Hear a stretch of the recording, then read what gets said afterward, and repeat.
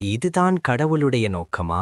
எந்த நியூஸ் பேப்பரில் வேண்டுமானாலும் வாசித்து பாருங்கள், அல்லது டிவியில் பாருங்கள், இல்லையென்றால் ரேடியோவில் கேளுங்கள். குற்றச்செயல், போர், பயங்கரவாதம் போன்றவற்றை பற்றிதான் வாசிப்பீர்கள், பார்ப்பீர்கள், கேட்பீர்கள். இப்போது உங்கள் சொந்த பிரச்சனைகளை பற்றி கொஞ்சம் யோசித்து பாருங்கள். ஒருவேளை வியாதியின் காரணமாகவோ, அன்பான ஒருவர் இறந்து போனதன் காரணமாகவோ நீங்கள் ரொம்பவுமே தவித்துக் கொண்டிருக்கலாம். வேதனையில் மூழ்கி போயிருக்கிறேன் என்று சொன்ன நல்ல மனிதனான யோபுவைப் போலவே நீங்களும் ஒருவேளை உணரலாம். யோபு 10:15 இன்றைய மொழியில் பரிசுத்த பைபிள் ஆங்கிலம். உங்களையே இவ்வாறு கேட்டுக்கொள்ளுங்கள். நானும் உலகிலுள்ள எல்லாரும் இப்படி கஷ்டப்பட வேண்டும் என்பதுதான் கடவுளுடைய நோக்கமா?